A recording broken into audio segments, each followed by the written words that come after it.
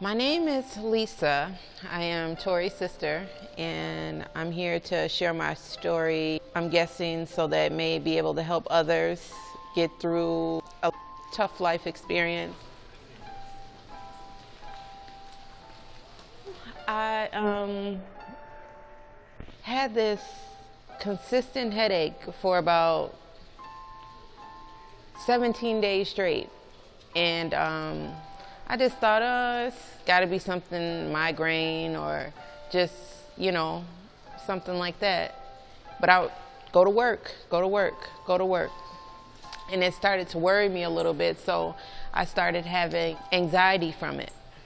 Like driving in my car, I would just get so anxious to where it would freak me out, and I would just think like, oh my God, I'm gonna die. Like, this is it. If you know anything about anxiety, it can overtake you if you're not knowledgeable on just how that whole thing works.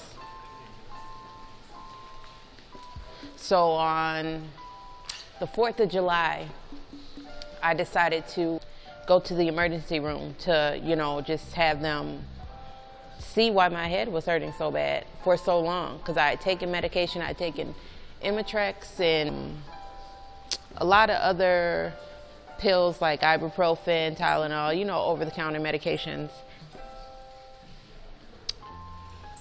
Didn't work. It didn't help at all. So I ended up going to the emergency room on the 4th of July, expecting to come home to eat barbecue, after they just gave me a CAT scan and said, oh, you're fine, it's just whatever. But no, it did not go that way. They told me they found a mass on my brain, and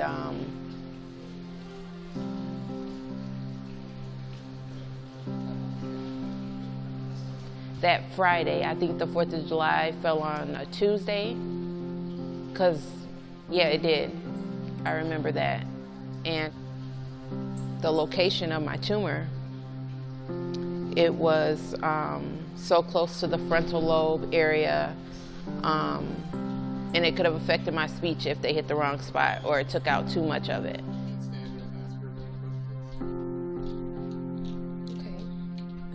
You don't have the cover of my cotton ball. I have an ear infection. Trying to hide it. Like, don't show that cotton ball. This is real life makeover.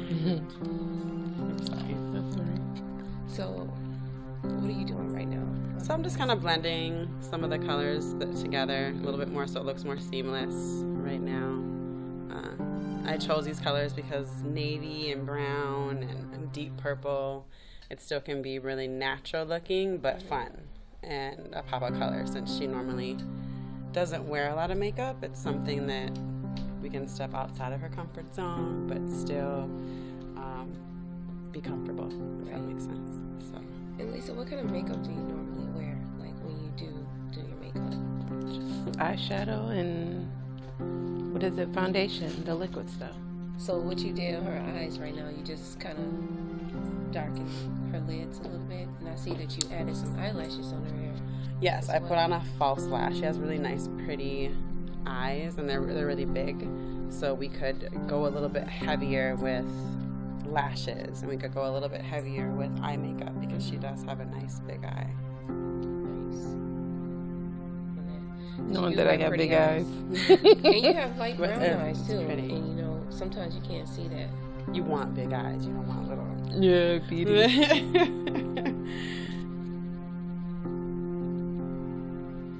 And now I'm just priming her face for foundation, and this is just a foundation or a primer that keeps the foundation on all day and then also smooths the skin. Even though she has really nice smooth skin already, it's still gonna make it look even more seamless when we have the makeup on. So even when she's like getting her hair done and the makeup should just... The makeup should, I mean, I don't want anybody like to get her face wet, or spray oil on her face or something, because that may change it, but this will help protect the foundation so it stays on. And I love the primer that you're using right now because it's really giving her a more smooth, flawless look. Looks like she has more of an oilier skin type, so I do. I definitely have oilier So are you excited about today? Yeah, I am pretty excited because I don't get to do this kind of stuff, so this is really cool. And that's what I want you to experience. I know you're excited too because you love doing this kind of So stuff. excited for you. Makeup So and I hair. can't wait for like the whole final look and just to see you actually walk in and try to do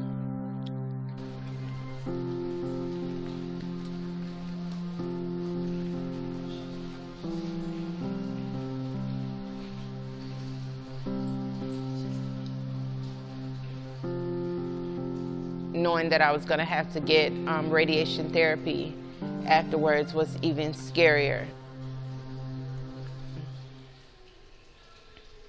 Gosh, it's just, oh, it was a lot. Losing my hair, and that's just the most uncomfortable thing.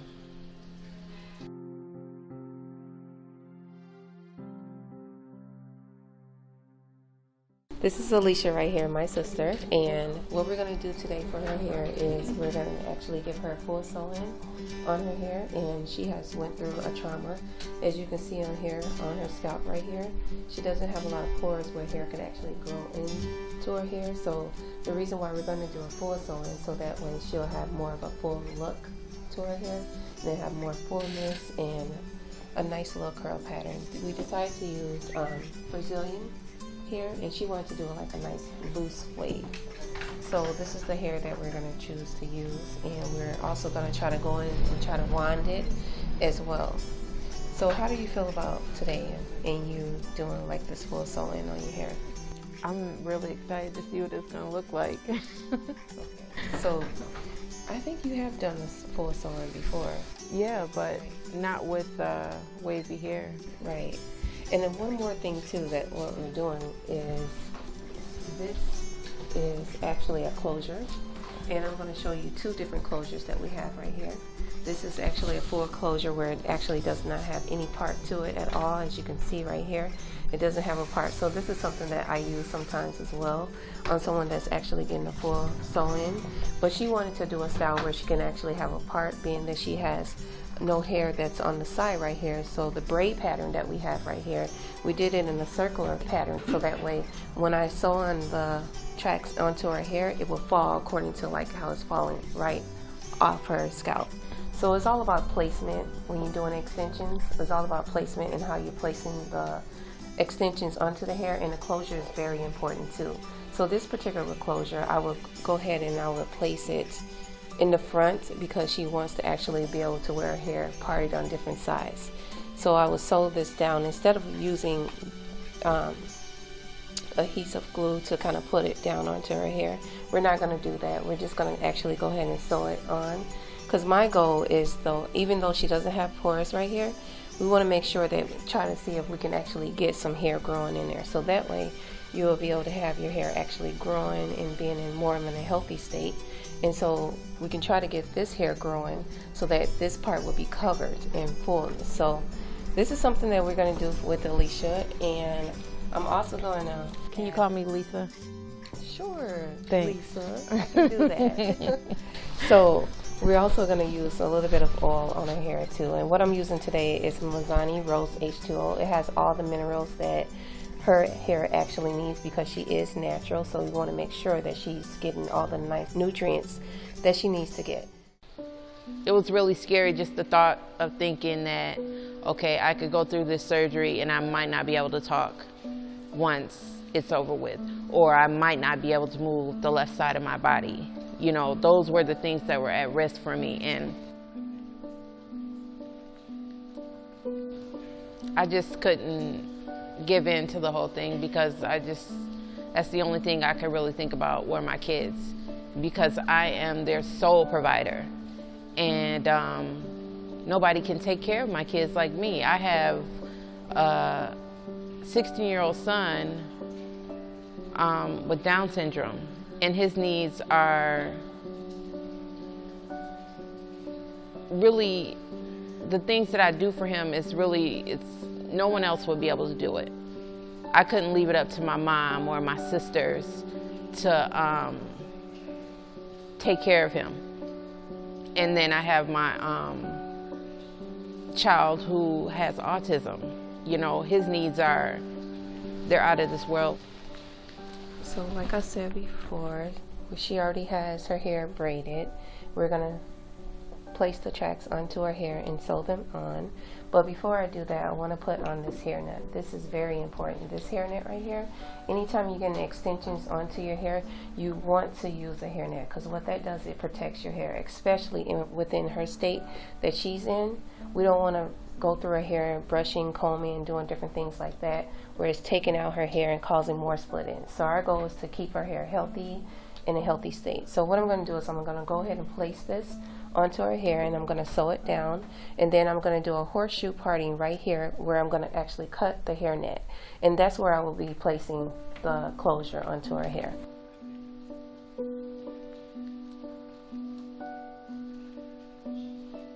They took out what they could, and tumors started to grow back after 2 years.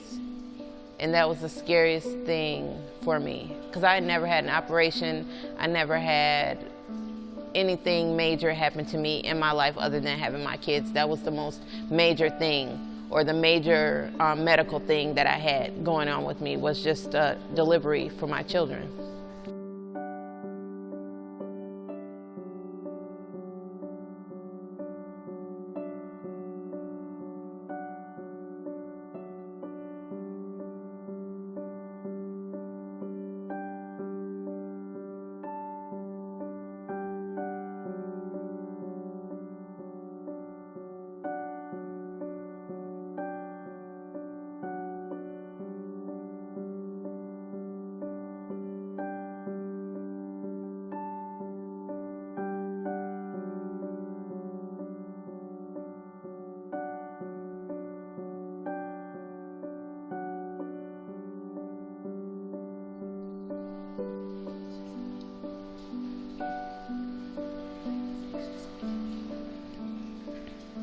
It's like terminal, kind of. You know, you have to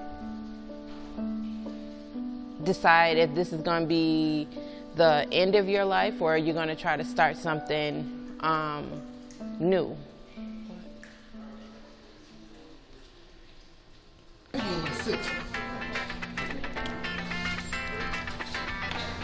Hi guys, welcome to gina+will. Yeah, so nice. I'm excited to do this. You must be the lucky lady. What's your name? Lisa. Lisa, so nice to meet you. So today we're going to give you a full makeover, right? Okay. Are you excited? Yeah, I am. Okay, well the makeup and the hair looks amazing already. I can tell that since the style salon did a great job. So let me introduce you to the manager of the store, gina+will. Okay. So this is Danielle, the manager of gina+will, and she's going to let us use the clothes today. Explain to them what gina+will is. So for Goodwill, we're a brand new concept store. Never been done before. We wanted to utilize a small space, which was about 5 times smaller than a traditional Goodwill store. Right. And to be able to make that work, we have been bringing in things that we feel the demographic in this area will want. So we learn from our customers every day and try to find the items that they're looking for. On campus especially, you know, basics, casual, things that they can find. There's not much around here right now, so price point especially, you know, focus of lower price points but great quality. Exactly. Very affordable, and also we work so hard to make sure that what we carry is in great condition, so the digging is a little bit less strenuous. Organized, yes. But you still have the pleasure of the hunt, and then you get to find, I really think there's something for everyone. Okay, so right up here, let's see.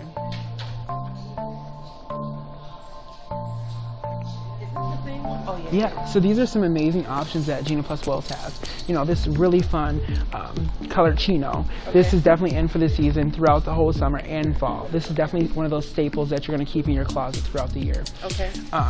Also, something that I really love and I think that everyone should own is a sweater dress. Okay. You know, this is just timeless. You know, throughout the winter, especially in Minnesota, you want to be comfortable. You want to be, you want to feel like you're snuggled in a blanket, especially in winter, but you still want to have a shape and you still want to look cute.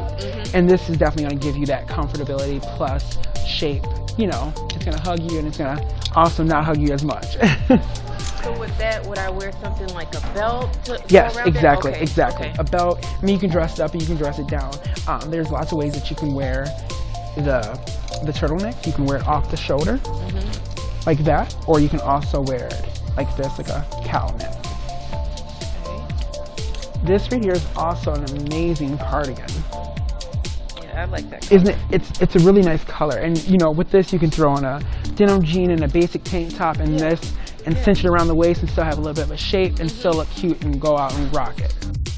One of the great things about our store, gina+will, it's a part of Goodwill, so it's a little bit of a takeoff. I kind of think of it as Goodwill goes off to college. Our tags on the back of them say, do you know Goodwill? Then you know us. We're part of a family of stores that raise funds to help people get to work. Shopping with a purpose never looked so good. So all of our proceeds from our sales go right back into the community and so many programs that we have to help with any barriers to independence and job searches. That's amazing. That is amazing. It's nice for us to be able to give back in these circumstances and also to know that we have a great purpose. Exactly. My children. I want to be there and provide for them as much as I can. Just in this life. My situation, you know, I'm not guaranteed to live as long as the average healthy person, you know, would be able to.